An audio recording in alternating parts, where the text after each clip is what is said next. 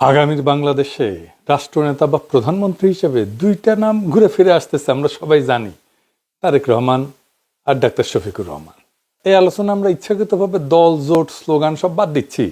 আমরা একটা সোজা প্রশ্ন করব, রাষ্ট্র চালানোর জন্য কে বেশি যোগ্য? ইন্টারেস্টিং বিষয় হইল, দুইজনেই এই প্রথম সংসদে যাইতেছেন। কেউই আগে এমপি ছিলেন না, কেউই মন্ত্রী ছিলেন না, কেউই সরাসরি রাষ্ট্র ক্ষমতার দায়িত্ব পালন করেননি। তাই এখানে কেউ বলতে পারবে না আমি আগেও রাষ্ট্র চালাইছি। এই জায়গা থেকেই অনেকে কইতে পারেন যে তারেক রহমান রাষ্ট্র কিভাবে চলে সেটা বেশি বোঝেন, কারণ কথিত আছে বিএনপি আমলে তিনি হাওয়া ভবন থেকে ছায়া সরকার চালাইতেন। ধরে নিলাম, কিন্তু এখানে প্রশ্ন, রাষ্ট্র কিভাবে বিকৃতভাবে চলে সেটা বোঝা আর রাষ্ট্র কিভাবে ন্যায্যভাবে চালানো উচিত সেটা বোঝা এক জিনিস না। রাষ্ট্র নেতৃত্ব আসলে কি, এটা আগে একটু বুঝে দেখি। রাষ্ট্র চালানো মানে বক্তৃতা দেওয়া না, রাষ্ট্র চালানো মানে জনপ্রিয়তা ধরে রাখা না, রাষ্ট্র চালানো মানে দল চালানো না। কিন্তু রাষ্ট্র চালানো মানে ক্ষমতাকে নিয়ন্ত্রণে রাখা। আমি ক্ষমতায় যাইতেছি, কিন্তু ক্ষমতাকে আমার নিয়ন্ত্রণে রাখতে হবে। এই জায়গা থেকে আমি একটা ফ্রেম দিচ্ছি যাতে আপনি নিজেই বিচার করতে পারবেন কে রাষ্ট্রনেতা হওয়ার যোগ্য এবং রাষ্ট্রনেতা হইতে হলে কি কি যোগ্যতা লাগে। রাষ্ট্রনেতা হওয়ার জন্য লাগে দুই ধরনের সক্ষমতা। কি কি? এক নম্বর হইতেছে কোর ক্যাপাসিটি বা কোর সক্ষমতা, ভিত্তিগত সক্ষমতা। আর দুই নম্বর হচ্ছে এক্সটেন্ডেড ক্যাপাসিটি বা বর্ধিত সক্ষমতা। ভিত্তিগত সক্ষমতা যেটা যেটা কোর, সেটা ছাড়া রাষ্ট্র চলে না। যেমন প্রথমত একটা নৈতিক দৃষ্টিভঙ্গি লাগে রাষ্ট্রনেতা। নৈতিকতা মানে নেতা ব্যক্তিগতভাবে ভালো মানুষ এটা না, কিন্তু নৈতিকতা মানে কোন সিদ্ধান্তে কে ক্ষতিগ্রস্ত হচ্ছে, কে লাভবান হচ্ছে, আর সেই ক্ষতির দায় কে নিচ্ছে, এটার বোঝাপড়া। নৈতিক দৃষ্টিভঙ্গি না থাকলে আইন তখন অস্ত্র হয়ে যায় হাসিনার মতো, প্রতিষ্ঠান দলীয় হয়ে যায় হাসিনার মতো, আর রাষ্ট্র মানুষের বিরুদ্ধে দাঁড়ায় ঠিক হাসিনার মতো। এই জায়গায় আমি একটা কথা স্পষ্ট করে বলি, আজ বিএনপি এবং বিএনপির বুদ্ধিজীবীদের প্রধান অভিযোগ হইতেছে প্রশাসনে জামাত ঢুকে গেছে। কিন্তু প্রশ্ন হইল, প্রশাসনে কে কোন দলের সেটা আমরা জানবো কিভাবে? আমি তো যেদিকে তাকাই সেদিকে দেখি খালি বিএনপি আর বিএনপি আর বিএনপি, জুডিশিয়ারি বিএনপির, অ্যাটর্নি জেনারেল বিএনপির, উপদেষ্টাদের বেশিরভাগ বিএনপির সুপারিশে, আমাদের স্বরাষ্ট্র উপদেষ্টা বিএনপির সুপারিশে, আমাদের অর্থ উপদেষ্টা বিএনপির সুপারিশে, আসিফ নজরুল বিএনপি মনা, নির্বাচন কমিশন বিএনপি যা বলে তাই শোনে, তাও শান্তি নাই। কারণ আসলে তারা চায় পুরো রাষ্ট্রযন্ত্র দলীয়ভাবে দখল করতে। এই মানসিকতাটা নৈতিক ব্যর্থতা। দুই নাম্বার কোর ক্যাপাসিটি হইতেছে রাজনৈতিক বৈধতা। মানে ভোটে জেতা মানে বৈধতার শুরু, কিন্তু শেষ না। বৈধতা মানে মানুষ মনে করে এই নেতা শাসন করার অধিকার রাখে, হেজিমনি বলে, হেজিমনিক ক্যাপাসিটি। এই রাষ্ট্র ন্যায্য, এই প্রতিষ্ঠান বিশ্বাসযোগ্য। যেই মুহূর্তে বিশ্বাস ভেঙে যায়, রাষ্ট্র তখন কাগজে থাকে, বাস্তবে ভেঙে পড়ে। তিন নাম্বার হইতেছে খুব ইম্পর্টেন্ট, এইটা কোর ক্যাপাসিটি, কিন্তু এটা রাষ্ট্র চালানোর ম্যানেজমেন্ট ক্যাপাসিটি। রাষ্ট্র শুধু আদর্শ দিয়ে চলে না, রাষ্ট্র চলে বাজেট, প্রতিষ্ঠান, মানুষ, সংকট এবং ব্যবস্থাপনার মাধ্যমে। লক্ষ কোটি টাকার বাজেট, লক্ষ লক্ষ কর্মী, শত শত প্রতিষ্ঠান। এই পৃথিবীর সবচেয়ে বড় সংগঠন হলো রাষ্ট্র।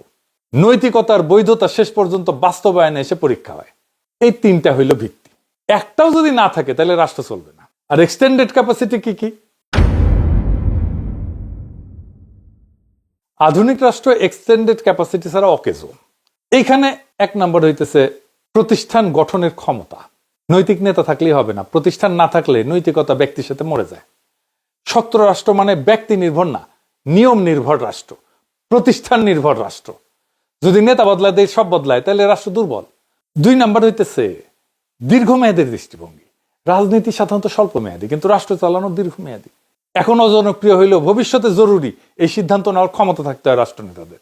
রাষ্ট্র মানে শুধু বর্তমান ভোটার না, রাষ্ট্র মানে যে এখনো জন্মায়নি তার ভবিষ্যৎটাও আমাকে চিন্তা করতে হয়।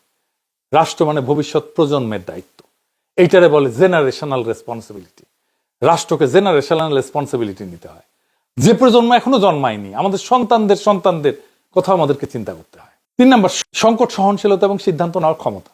সব রাষ্ট্র, সব মানুষ, সব প্রতিষ্ঠান সবসময় সংকটে পড়ে। অর্থনৈতিক, রাজনৈতিক, নিরাপত্তা, অনেক ধরনের সংকট। এই সংকটে আমি কিভাবে এটাকে সামলাবো, এইটা রাষ্ট্রনেতার একটা গুরুত্বপূর্ণ দায়িত্ব। চার নাম্বার সামাজিক সংবেদনশীলতা এবং ভাষাবোধ। রাষ্ট্র শুধু তো নীতি দিয়ে চলে না, রাষ্ট্র চলে ন্যারেটিভ দিয়ে, গল্প দিয়ে। কোন ভাষায় কথা বললে মানুষ অপমানিত হয়, কোন ভাষায় মর্যাদা পায়, এই বোধ না থাকলে নৈতিক সিদ্ধান্ত মানুষের বিরুদ্ধে যায়। 5 নাম্বার, গ্লোবাল যে জিও পলিটিক্স, এটার বোঝাপড়া, বৈশ্বিক ব্যবস্থার বোঝাপড়া। আজ কোনো রাষ্ট্র একা না, আন্তর্জাতিক অর্থনীতি, ভূ রাজনীতি, নির্ভরতা, এগুলো না বুঝলে রাষ্ট্র প্রতিক্রিয়াশীল হয়ে পড়ে। 6 নাম্বার, আত্মসংযম এবং ক্ষমতা ছাড়ার সক্ষমতা। এইটা সবচেয়ে বিরল গুণ। নেতাকে জানতে হবে কখন থামতে হয়, কখন ক্ষমতা ছাড়তে হয়, কখন নিজের ক্ষমতাকে সীমাবদ্ধ করে ফেলতে হয়। এই গুণ না থাকলে সবশেষে স্বৈরতন্ত্র আসে। এইখানেই মুজিব এবং হাসিনা ফেল করে। এখন তুলনায় আসি তারেক রহমান প্রসঙ্গে। তারেক রহমান সেই রাষ্ট্রকে ভালো বোঝেন যেই রাষ্ট্র হাসিনার ছিল, সেই একই দুর্নীতিগ্রস্ত পুরনো বন্দোবস্তের রাষ্ট্র। সেই জন্যই সে সংস্কার চায় না, সেই জন্য বিএনপি আলারা বিপ্লব শুনলে চমকায় ওঠে, সেই জন্য সে পুরনো কাঠামো অক্ষুণ্ণ রাখতে চায়। ওনার ম্যানেজমেন্ট স্কিল কেমন? উনি তো ম্যানেজমেন্ট পড়েন নাই। এখন কইতে পারেন ডাক্তার শফিকও তো ম্যানেজমেন্ট পড়েন নাই, আমি এই প্রসঙ্গে আসবো পরে। তারেক রহমান ম্যানেজমেন্ট পড়েন নাই, প্র্যাকটিসও করেন নাই, করার সুযোগ পান নাই, কোথাও চাকরি করেন নাই, চাকরি বাকরি করেন নাই। উনি বিশাল রাষ্ট্র নামের সংগঠন চালাইবেন কেমনে? ওনার মার বাবা তো দেশের সেরা ব্রেনগুলোকে আশেপাশে রাখতেন, আর উনি তো চাকর বাকরদের রাখছেন আশেপাশে। তাই ফরিদপুরে সোয়াবিন চাষ পান, দিনাজপুরের আম এক্সপোর্ট করতে চান, নীলফামারীতে মেডিকেল কলেজ বানাইতে চান যেখানে মেডিকেল কলেজ আছে, কুমিল্লা ইপিজেড বানাইতে চান যেখানে কি পিজেড অলরেডি আছে, এবার কেয়ারের সরকারি হাসপাতালের রোগীর ডায়ালিসিস করাইতে চান কারণ এবার কেয়ারের সারপ্লাস ক্যাপাসিটি আছে। উনি জীবনেও কোনোদিন খুঁজে দেখেন নাই বা জানেন না কেমনি খুঁজতে হবে সারপ্লাস ক্যাপাসিটি আদৌ আছে কিনা। আর 12,000 কোটি টাকার বাজেটে সারা দেশের মানুষকে ফ্যামিলি কার্ড দিতে চান, সাব্বাস। আর কার্ডের পরে কার্ড, তাও নাকি সব বেস্ট ব্রেন নিয়ে এইসব বানাইছে। শুনেন কি বলে ববি নিচ্ছে হাজ্জাজ, কি বলে শুনেন।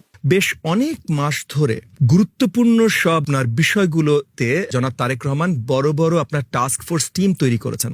হেলথ সেক্টর বলেন, এডুকেশন সেক্টর বলেন, এডুকেশনটার সাথে আমি নিজেই অতপ্রতভাবে জড়িত ছিলাম, আরো অনেকগুলো সেক্টরে গুরুত্বপূর্ণ টিমস তৈরি করেছেন পুরো ওয়ার্ল্ড, বাংলাদেশের যারা বেস্ট বিশেষজ্ঞ আছেন তাদেরকে নিয়ে।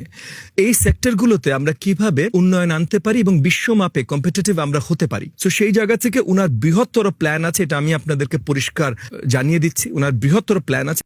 শুনেছেন, টাস্ক ফোর্স বানাইছে, বানাইছে তারেক রহমান। আপনার এই প্ল্যান কোন মাঝারি সাইজের একটা আন্তর্জাতিক কর্পোরেটের ইন্টার্নকে দিয়ে করে দিতে পারতো, একজন, বেশি লোক লাগতো না, এর চাইতে ভালোভাবে করে দিতে পারতো। এই আপনার যদি বেস্ট ব্রেনের প্রোডাকশন হয় তাহলে খবর আছে, দেশের খবর আছে, আপনারও খবর আছে। ইস্তেহার ঘোষণা করছে না বিএনপি, ইস্তেহার লিখেছে কে? সেও ফাঁকিবাজ। আপনি ধরেন, আপনি তো বুঝতেই পারেন নাই যে ইস্তেহার যে লিখেছে সে ফাঁকিবাজ। কেমনে ধরবেন এটাও বুঝতে পারেন নাই। 2001 সালে বিএনপির ইস্তেহার এটা থেকে চোথা মারিছে। হ্যাঁ, আমার কথা বিশ্বাস হয় না? হ্যাঁ, দেখে দিব, দেখে দিচ্ছি। ওই একই মনোরেল চালু করবে কোসেন না, এটা তো 2001 সালের ইস্তেহারে ছিল। বস্তিবাসীদের জন্য আবাসন করবে বলছেন না, এটা তো 2001 সালেও ছিল। কলকারখানায় নিরবিচ্ছিন্ন বিদ্যুৎ সরবরাহ করবেন বলছেন, ওটা তো ছিল 2001 সালেও। বেকার ভাতা দিবেন বলছেন না, ওটা 2001 সালেও ছিল। সবই ছিল 2001 সালে, আবারও দিছে। তো এখন বুঝেছেন তো, এগুলোও করবে না, আগের গুলো করেনি। এগুলো আগের গুলো করেননি কেন? 25 বছর আগে কইছিলেন না, তারপরে তো ক্ষমতা এসেছিলেন, করেন নাই কেন? কেউ তারা জিগায় না, সে নিজেও দেখে না আমি তো এগুলো কইছিলাম। কেউ এটা ধরে দেবে? কবে না তো, কারণ বাংলাদেশের মিডিয়া তো সব পাচা টিচ্ছে। আর কার্ডের পরে কার্ড, তার তো শেষ নাই, মানে কার্ডেই সব সমস্যার সমাধান মনে হইতেছে। আচ্ছা, মেনে নিলাম যে ঠিক আছে, ইস্তেহার পড়েন নাই আগেরটা। আপনি কেন লেখাপড়াটা করলেন না? নিজের জন্য না, দেশের জন্য তো লেখাপড়া করতে পারতেন। আপনি তো দেশকে নেতৃত্ব দিবেন, তো নিজেকে তৈরি করবেন না? কি করছেন বলেন তো নিজেকে তৈরি করার জন্য? কোনো ট্রেনিং করছেন? কোনো কোচিং করছেন? কোনো ডিগ্রি করছেন? এই বয়সে আমাদের এখনো প্রত্যেক সপ্তাহে ট্রেনিং করতে হয়, প্রত্যেক সপ্তাহে। এমন একটা কমপ্লেক্স এভার চেঞ্জিং ওয়ার্ল্ডে কাজ করবেন আর আপনি প্রস্তুতি নেবেন না? আমাদের তো কত কাজ করতে হয়। আপনি তো রাজনীতি ছাড়া আর কিছু করেন না। দেশের পিএম হওয়া ছাড়া তো আপনার কোনো লক্ষ্য নাই। আপনি যদি বইপত্র লিখলেনি, লেখালেখি করলেনি, তাও একটা কাজ হইলেনি, তাহলে আপনার চিন্তা জানা যেত। আপনি তো একটা নরেন্দ্র মোদী হবেন, চাওয়ালা। ইন্ডিয়ান ডেমোক্রেসি শক্ত, ব্যুরোক্রেসি কম্পিটেন্ট, ইনস্টিটিউট শক্তিশালী। আপনার তো সব কটা ধ্বজভঙ্গ, পুরাই কোলাপস করবে আপনার লিডারশিপে। এবার আসেন ডাক্তার শফিকুর রহমান। উনি রাষ্ট্র ক্ষমতায় ছিলেন না, কিন্তু রাষ্ট্রের ব্যর্থতা প্রত্যেকদিন দেখছেন। কোথায়? একজন ডাক্তার হিসেবে। একজন ডাক্তার তার ট্রেনিং এর মধ্যে দিয়ে একজন কম্পিটেন্ট ম্যানেজার হয়ে ওঠে, দক্ষ শাসক হয়ে ওঠে, মেটিকুলাস অ্যানালিস্ট হয়ে ওঠে, একজন ন্যায়পরায়ণ নেতা হয়ে ওঠে। কেন ডাক্তারেরা কম্পিটেন্ট রাজনৈতিক নেতা এবং রাষ্ট্রনায়ক হইতে পারে? কারণ হইতেছে ডাক্তাররা রাজনীতিতে আসে আদর্শিক স্লোগানের প্রেমে না, ডাক্তাররা রাজনীতিতে আসে ক্ষমতার সীমাবদ্ধতা বুঝে। একজন ডাক্তার প্রত্যেকদিন দেখে রোগের মূল কারণ চিকিৎসার অভাব না, দারিদ্র্যের মূল কারণ ওষুধের অভাব না, মৃত্যুর কারণ বায়োলজি না, মৃত্যুর কারণ রাষ্ট্রীয় অবহেলা। অসুস্থতা আসে অপুষ্টি থেকে, অসুস্থতা আসে পানযোগ্য না এমন পানি খাওয়া থেকে, অসুস্থতা আসে অসুস্থ পরিবেশ থেকে। আপনি কি করবেন ডাক্তার হয়ে? আপনার কিচ্ছু করার নাই। আপনার রাস্তায় নিরাপদ গাড়ি চলাচল না করলে আপনার রাস্তায় অ্যাক্সিডেন্ট হবে, আপনার হাসপাতাল ভরে যাবে রোগীতে। আপনি কি করবেন? আপনার খাবারে বিষ থাকলে আপনি অসুস্থ হবেন, আপনি রোগাক্রান্ত হবেন, আপনি হাসপাতালে আসবেন।